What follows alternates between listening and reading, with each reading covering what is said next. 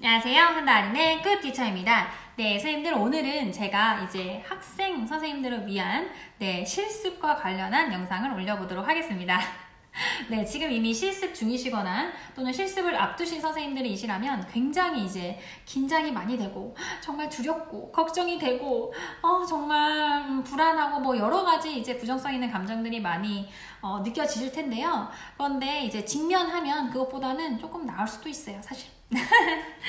그리고 그 감정과 더불어서 실습 가기 싫다 하는 그런 마음이 아마 드실 수도 있어요. 맞아요. 저도 그랬어요. 저 진짜 가기 싫었거든요. 그리고 저는 참고로 얘기해드리면 실습을 정말 망했어. 정말 못했어요, 저는. 네. 그러니까 배우러 가는 거기 때문에 선생님들 너무 막 엄청 잘해야 된다 이런 거보다는 그냥 내가 열심히 실습에 임하겠다, 네, 이런 마음가짐을 가지고 실습을 가시는 게 좋을 거란 생각이 드는데요. 먼저 선생님들이 이제 실습을 가기 전에 알아둬야 될 건 원의 입장을, 지도교사의 입장을 조금 알아주셨으면 좋겠어요. 지도교사 선생님은요, 선생님 실습생들을 보내달라고 한 게 아니에요. 학교에서 또는 원에서 그냥 원장님이 받으셔서 우리는 실습생을 받기 싫은데 그냥 받으라고 막 이렇게 하세요. 근데 왜 받기 싫으냐? 그거는 정말 이유가 다양한데요. 대표적인 이유를 들자면 어쨌든 누군가가 하루 종일 내가 하는 말, 내가 하는 행동을 보고 적고 이렇게 한다는 건 그 누구나가 굉장히 부담스러운 일이겠죠. 네, 그렇기 때문에 담임선생님들이 별로 좋아하지 않고요. 그 다음에 두 번째는 학생들이 오면 아이들 분위기가 완전 바뀌어요. 대부분 아주 산만해집니다, 아이들이. 네, 그렇기 때문에 또 싫어하고, 그 다음에 세 번째는 놀이중심 때문에 선생님들이 지금 굉장히 이제 체력적으로 힘들고 또 시간도 더 많이 투자하고 있는 것으로 제가 알고 있어요. 그런데 이제 학생까지 오죠? 그러면 학생까지 또 봐줘야 돼요. 학생 피드백도 해줘야 되고, 뭐 잘못된 행동에 대해서는 그거에 대해서 이야기도 나눠야 되고, 여러 가지가 있는데 굉장히 시간이 정말 할애가 많이 돼요, 학생이 오면. 그러면 안 그래도 우리는 퇴근이 늦는데 학생까지 받으면 그 학생하고 이야기하고 피드백하느라 내일은 뒷전으로 밀려서 더 이제 집에 늦게 가게 되는데 정말 힘든 상황이 온다고 볼 수 있습니다. 그래서 어쨌든 지도교사의 입장은 이런 거예요. 그렇기 때문에 학생 선생님들이 최대한 지도교사한테 사실은 감사한 마음을 가지셔야 돼요. 왜냐면 그 선생님도 받기 싫거든요, 실습생을. 그래서 이거를 깔고 들어가실 건데요. 선생님들이 일단 실습을 하는 이유가 뭐죠? 맞습니다. 선생님들은 유아교사가 되기 위해서 당연히 실습이라는 과정을 거쳐야 되는데, 왜냐하면 현장이 이런 곳이다 라는 것을 알기 위해서 실습을 가는 거라고 볼 수가 있어요. 그러니까 현장을 내가 미리 체험하기 위해서 간다고 볼 수가 있겠죠. 그렇다면 당연히 담임이 되어서 진짜 교사가 되었을 때 하는 일들을 해보게 될 텐데요. 거기에는 사실 청소 같은 것도 당연히 포함돼요. 왜 내가 이런 청소를 해야 돼? 이렇게 생각하시는 선생님도 계시더라고요. 근데 선생님들 유아교육 기간에 이렇게 들어가면은요, 대부분의 기관에서는 담임 선생님들이 청소도 합니다. 그렇기 때문에 선생님들이 하셔야 되는 일이에요. 왜냐면 선생님들이 취업해서 해야 될 일이니까요. 그래서 청소도 하고, 아마 그리고 수업 준비라든지 또 이제 아이들 관찰, 아이들 놀이 함께 하는 거, 뭐 이런 것들 위주로 진행을 하게 될 거고요. 지금 워낙에 원마다 다르지만 제가 알기로는 어떤 학교에서는 딱 이렇게 정해줘요. 우리 학생들은 뭐 한 달 동안 수업을 몇 번 해주시고요, 관찰은 몇 번, 이런 식으로 정해진 학교가 있어요. 그러면 그것을 따르지만 정해지지 않은 학교에서는 원에 따라서 자율적으로 진행을 하게 됩니다. 그렇기 때문에 나는 이 원에서 이걸 하게 됐는데 친구는 이 원에서 저렇게 한대. 좋겠다, 저 친구는. 근데 어쩔 수 없어요. 선생님들이 선택한 원이 배정된 그 원에서 그 정해진 그 틀을 따를 수밖에 없거든요. 그래서 그 원에 따라서 아마 선생님들 수업은 몇 회 하고, 관찰은 어떻게 하고, 일지는 어떻게 적느냐, 이런 건 아마 다 설명해 주실 거고, 거기에 따라서 가셔야 된다는 거, 네, 그냥 받아들이세요. 본인이 불만 갖는다고 그게 바뀌지 않습니다, 선생님들. 자, 그러면 지금부터 본격적으로 알아야 할 네 가지로 나눠서 제가 이야기를 드릴 텐데요. 영상이 길어질 것 같아서 제가 잘라서 갈 거예요. 첫 번째는 태도적인 측면, 그리고 두 번째는 미리 준비해야 될 것, 세 번째는 복장, 네 번째는 선생님들이 알아두셔야 될 것들, 인지하고 있어야 될 것들에 대해서 제가 이야기를 해볼게요. 첫 번째 태도적인 측면은요, 내용은요, 3가지로 제가 나눠서 이야기해 드릴 거예요. 물론 누누이 익히 들으셨겠지만 첫 번째는 바로 밝은 미소와 밝은 마음을 유지하는 거예요. 밝게 하는 거죠.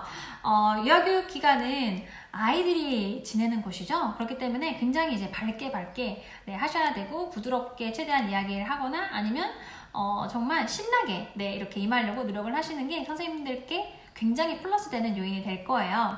근데 어떤 선생님들은 보면 저는 원래 좀 소극적이에요. 내성적이고 원래 말수가 없어요. 원래 잘 못 웃어요. 막 이런 선생님들 계시거든요. 그리고 실제로 제가 그런 말들 들었었어요. 근데 그거는 선생님 사정이에요. 그거는. 선생님 사정을 기관에서 왜 봐줘야 되죠? 기관에서 봐주지 않아요. 선생님들이 취업을 했을 때 아이들이나 어머님들이 선생님의 그런 사정을 봐줄 거라고 생각하시나요? 그러지 않습니다. 그렇기 때문에 우리는 미리 연습을 해야 돼요. 내 손발이 오그라들더라도 그러한 말투로 어투로 얘기하려고 노력을 하고 조금 더 밝게 미소를 지어보려고 연습을 하는 시기라고 볼 수 있어요. 그래서 최대한 밝게 하려고 노력을 하시고요. 아이들한테도 가만히 있지 마시고 아이들한테도 먼저 다가가려고 노력을 하시고, 인사도 선생님들 아이들한테 먼저 하면서 밝은 모습을 보여주시는 게 정말 플러스 되는 요인이라고 볼 수가 있는데, 간혹 이런 선생님들이 계세요. 교실에 와서 가만히 서 있어요. 애들이 놀이하는데 자기가 낯을 가리는 성격이라고. 아이들이 먼저 다가가 줄 수도 있겠지만 선생님의 그런 태도는 정말 나를 변화하지 않겠다, 나는 이래, 니네가 다가와 하는 그런 마인드로밖에 저의 눈에는 보이지 않거든요. 내 성격이 이래도 절대 가만히 서 있지 마시고요. 아이들이 놀이하는 곳에 같이 가서 앉으세요. 서 있지 말고 앉으세요. 앉아서 아이들은 어떤 이야기를 하나 잘 듣고 본인도 이야기할 수 있을 땐 이야기를 하고, 이런 식으로 아이들하고 좀 친해지려고 노력하시는 게 필요할 것 같아요. 그 다음에 두 번째로 제가 정말 중요하게 생각하는 거는 실습지에서 정말 열심히 적극적으로 능동적으로 하는 모습을 보여달라는 거예요. 선생님들이 가장 이제 학생을 지도하면서 조금 기분 언짢아하거나 화가 나는 상황은 열심히 하지 않는 선생님을 봤을 때예요. 사실 일단 기본적으로 지도교사 선생님들은 아마 피드백을 해주거나 뭔가 이제 알려주실 거예요. 근데 그걸 알려줌이 무색하게 내가 1시간을 투자했는데 다음날에 가져온 걸 보니까 내 얘기를 하나도 안 들은 선생님하고 같아. 제가 얘기할 때 적지도 않고 이해가 안 되면 이해가 안 된다 말도 안 하고 그런 선생님들이 있죠. 이렇게 뭔가를 알려줬는데 매일 해오라고 하면 해오지도 않고 뭐 표정도 축 처져 있고 의욕도 없고 그런 선생님하고 얘기하고 싶을까요? 아이들도 안 좋아하고 담임교사도 좋아하지 않아요. 의욕이 없는 모습은. 그리고 뭔가를 해오라고 하면 항상 안 해와요. 뭐 일지를 내라고 하면 항상 안 내고 맨날 뭐 말도 안 되는 거짓말을 하는 선생님들이 정말 많더라고요, 보면. 근데 그런 거짓말을 하는 거는 다 눈에 보이거든요. 사실 차라리 솔직하게 이야기하는 게 좋고, 뭔가 이제 노력하는 모습을 보여달라는 거예요. 뭔가 해오기로 했으면 해오고, 그리고 뭐 이런 거 있죠. 예를 들어서 저는 이런 선생님 되게 너무 예뻤거든요. 제가 뭐 이렇게 되게 마음에 잘 안 들어했어요. 선생님 요즘 재미없는 것 같아요. 했더니 선생님이 갑자기 선생님 그러면 이건 어떨까요? 그 선생님은 이미 제가 알아오라고 한 거에 대해서 자기의 여러 안을 알아왔어요. 여러 안을 생각해왔어요. 그럼 그 선생님 너무 예뻐 보이네요. 제가 선생님 다른 것도 있어요? 그럼 그건 괜찮을 것 같은데요, 선생님?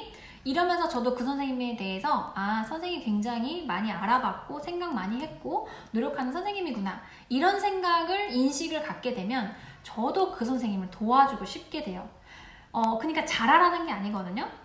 잘하면 너무 좋죠. 근데 대부분 잘 못해요. 학생이잖아요. 근데 못해도 열심히 하면 그 선생님이 너무 예뻐 보이거든요. 그래서 저는 그런 선생님한테는 정말 제 꿀팁을 다 알려주고 싶고, 선생님이 물어보지 않은 것도 제 팁을 막 전수해주고 싶은 마음이 우러나요.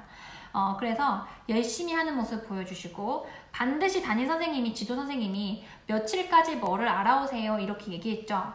반드시 그 날짜 넘기지 않고 무슨 일이 있어도 그걸 해가세요.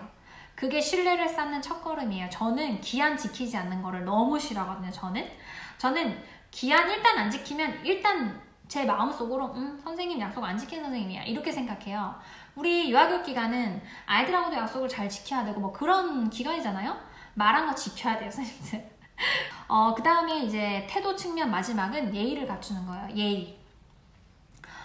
보면은 이제 유아교육과는 사실 편입하시는 분들도 꽤 많고, 그리고 어린 선생님들이 현장에도 많이 포진이 되어 있어요. 그래서 내 지도교사가 아니라, 내 지도교사는 그래도 나이가 있는데 옆에 반 선생님은 굉장히 어려.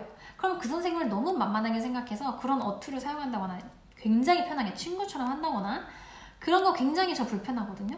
주변 선생님도 굉장히 불편해 하시고, 그걸로 선생님 되게 좀 예의가 없다 이런 생각을 갖거든요.